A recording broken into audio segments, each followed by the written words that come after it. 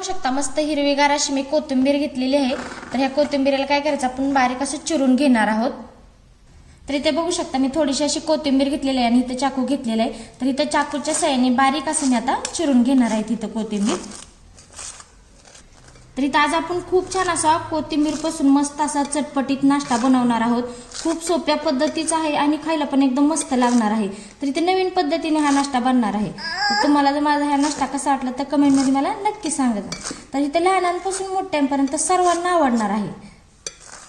तर इथे बघू शकता मी अशी बारीक अशी चिरून घेतलेली आहे कोथिंबीर। तर याला आता स्वच्छ असं धुवून घ्यायचं। तर आता इथे एक मिक्सरचं भांडं घेतलेलं आहे। तर आता आपल्याला छान असं वाटण बनवून घ्यायचंय। तर इथे मी अशा 4-5 अशा हिरव्या मिरच्या घेतलेल्या आहेत। तर या थोड्याशा तिखट आहेत बरं का। आणि इथं 10-12 अशा लसणाच्या पाकळ्या घेतलेल्या आहेत, ते ह्याच्यामध्ये आपण टाकून घेणार आहोत।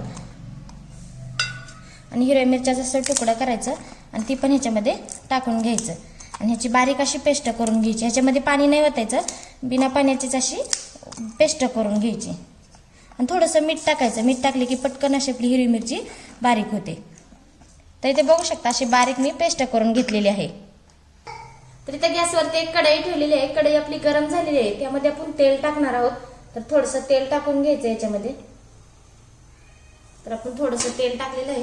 आता त्यामध्ये आपण जे हिरवी मिरचीचं वाटण केलं ना ते ह्याच्यामध्ये टाकायचं आणि गॅस थोडासा बारीक ठेवायचा आणि चांगलं असं परतून घ्यायचं मध्यम गॅसवरती। आणि त्याच्यामध्ये अर्धा चमचा इथं मी जिरं घेतलेलं आहे, ते पण ह्याच्यामध्ये टाकून घ्यायचं। आणि इथं मी 1 चमचा पांढरे तीळ घेतलेले आहेत, ते पण ह्याच्यामध्ये टाकून घ्यायचे।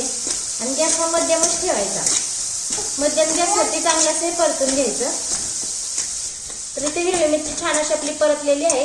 आता इथे मी कोथिंबीर जी धुवून घेतली होती ना ती ह्याच्यामध्ये अशी टाकून घ्यायची। तर सर्व कोथिंबीर ह्याच्यामध्ये टाकून घ्यायची आणि छान असं ह्याला परतून घ्यायचं मध्यम गॅसवरती। तर इथे तेलामध्ये कोथिंबीर टाकल्यानंतर छान अशी परतून झालेली आहे आणि बारीक पण अशी झालेली आहे। आता त्यामध्ये आपण थोडंसं पाणी ओतणार आहोत। तर तुम्ही 1 ग्लास पाणी घेतलेलं आहे, तर इथं आपल्याला अर्धा ग्लासच पाणी ओतायचं। तर अर्धा ग्लास पाणी तुम्ही छान असं याला उकळी फुटवून घ्यायची। आता इथं तुम्हाला वाटत असेल कोथिंबीरीची भाजी केली काय, तरी ते भाजी नाही केलेली। तर मस्त असा नवीन पद्धतीचा कोथिंबीर पासून नाश्ता बनणार आहे।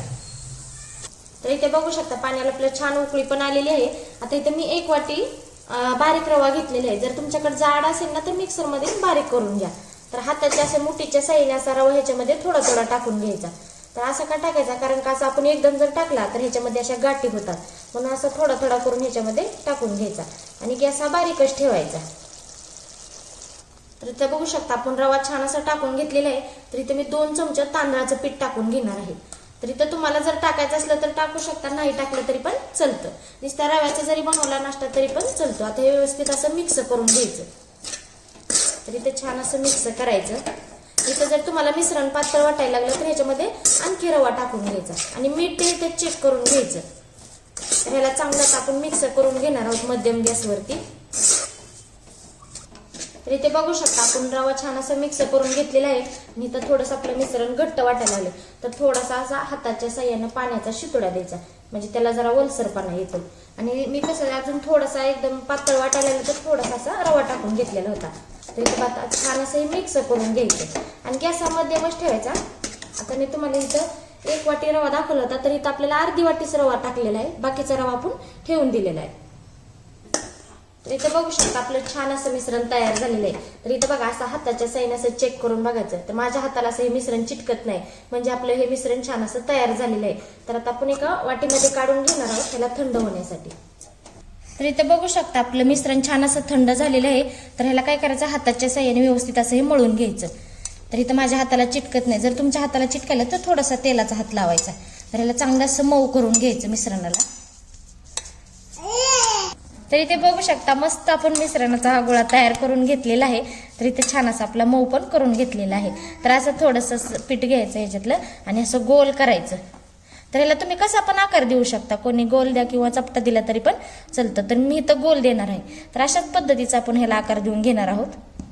तर इथे बघू शकता अशा पद्धतीने मी हे तयार करून घेतलेलं आहे। तर इथं आपली कढई गरम झालेली आहे। आता त्यामध्ये आपण तेल टाकणार आहोत आणि तेल पण थोडंसं असं गरम करून घ्यायचं। तर इथे बघू शकता आपलं तेल गरम झालेलं आहे। आता त्यामध्ये आपण हे तयार करून घेतले ना ते ह्याच्यामध्ये सोडायचं तर त्यामध्ये सर्व असं व्यवस्थित सोडून घ्यायचं आणि सोडून घेतल्यानंतर मध्यम गॅसवरती याला छान असं लालसर होईपर्यंत तळून घ्यायचं. थोडंसं असं तेल त्याच्यावरती टाकायचं म्हणजे व्यवस्थित असं तळतं. तर इथे बघू शकता आपण लालसर होईपर्यंत तळून घेतलेलं आहे. तर आता आपण हे काढून घेणार आहोत आणि बाकीचं पण आपण अशाच पद्धतीने तळून घेणार आहोत. तर बघा किती छान असं तळलेलं आहे.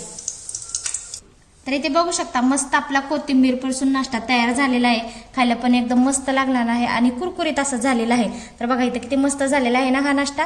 तर तुमच्या घरात पण कोथिंबीर असली ना तर अशा पद्धतीचा नाश्ता तयार करा. खूप छान लागतो आणि कडक पण झालेला आहे. तर बघा इथे मी तुम्हाला तोडून दाखवते. वरून कुरकुरीत झालेला आहे, आतून सॉफ्ट असा झालेला आहे. मस्त असा नाश्ता झालेला आहे तयार. तर तुम्ही मला कमेंटमध्ये नक्की सांगा माझा व्हिडिओ कसा वाटतो ते.